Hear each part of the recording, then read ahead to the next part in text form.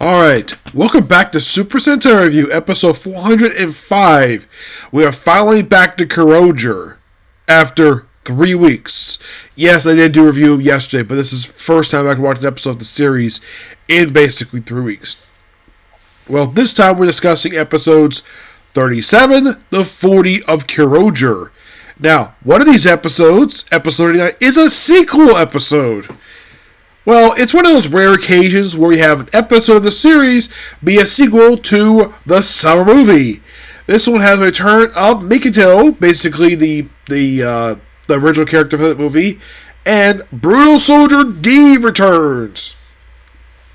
You see him basically like somewhere inside the frozen castle, where you see him retrieving his boomerang morpher, which by the way, he does not morph into his suit at all. Nope, he does not transform at all.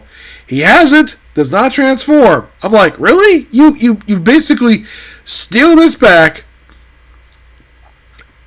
And also, he steers whichever department currently, he is falling apart. Because apparently, like, being Diablo Cell basically torn apart, and the regenerative thing is the only thing to keep him alive.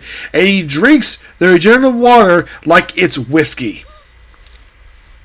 So, his plan, he actually manages to corrupt Mikito. She's the singer of the movie. And we first see her like, oh, he's got back in Japan. And of course, somehow, someway, Yochio, she's the Purple Ranger, she managed to find out, oh, like, she has, like, oh, bouquet of flowers. And she shoots it and goes, oh, crap, she has the boomerang. I'm like, damn. Yeah, she returned here. Like, this is a great return for her. And, like, oh, she's been corrupted by the villain. Yeah, and he apparently his Soji form, he's like a skinny guy.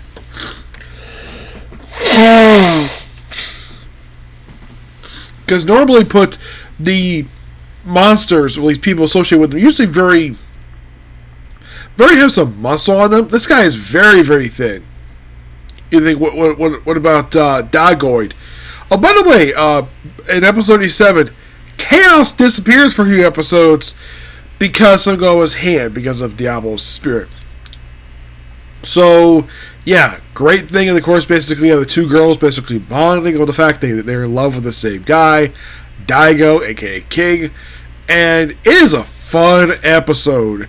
We even see return of the Zord that was originally for the movie, making a one-off return to the series, and forming the original Megazord for the movie. At least this time it was not corrupted like it was in the movie. And finally, Brutal Soldier D is destroyed, and he's gone for good. Excuse me, what I read, he has never returned after this. Nope.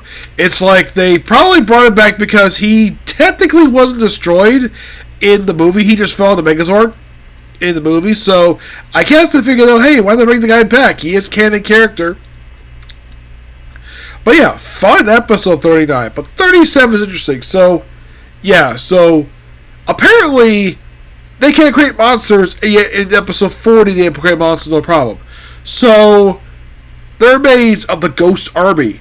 And it's the sports one, the teacher one, and the nightmare one, the one Lakiro created.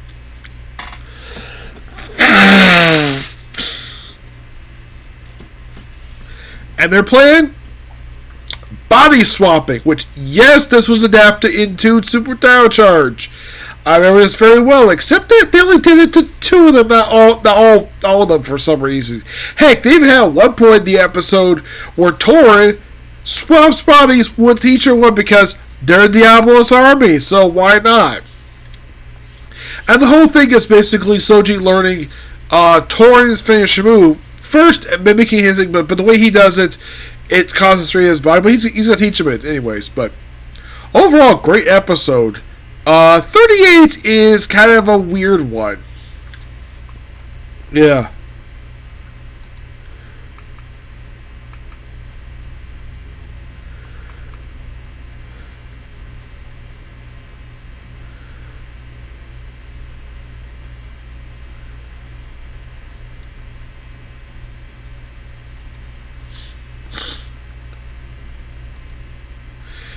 Yeah, I say weird because basically, well, this episode does introduce a character who does come back later on in the series.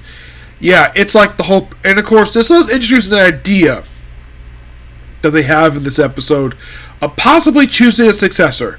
Yes, this is the first one they did it for.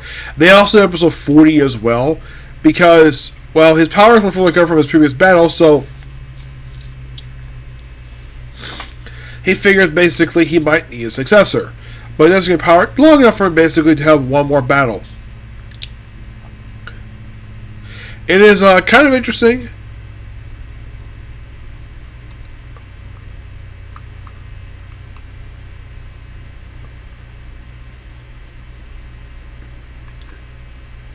Yeah, and the whole thing of this guy is that he's a manga artist. Yes, a manga artist.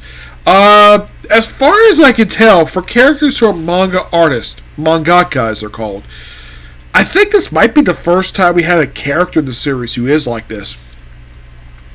Because we had characters with artists before, but never draw manga. Basically, he draws a successful romance manga. It's revealed in the episode that his main character is based upon the managers of his rugby team. Basically, combining the personalities into this one character.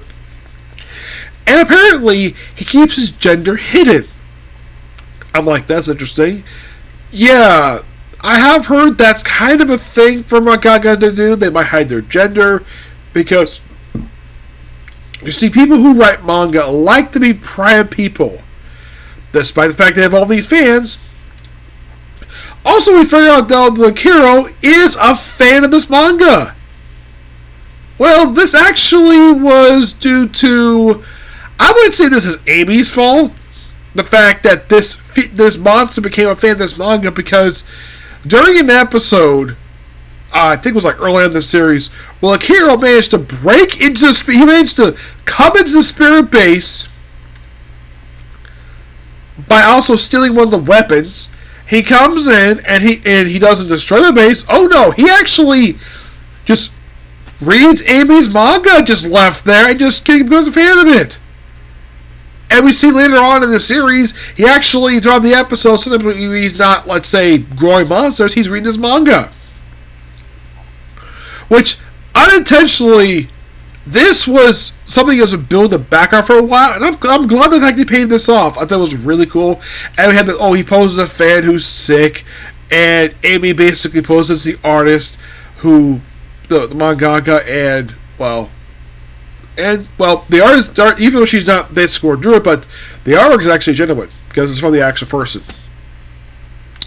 And Torin, Tessie, he's the one who's basically the gray, and he basically comes about it. Well, he sees the fact that how brave the man is because he sees a woman. Because apparently this also inspired him for his manga.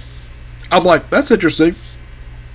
We get to let you a lot about this one character. You think, oh, he's a one-shot character. Oh no, he's gonna come back.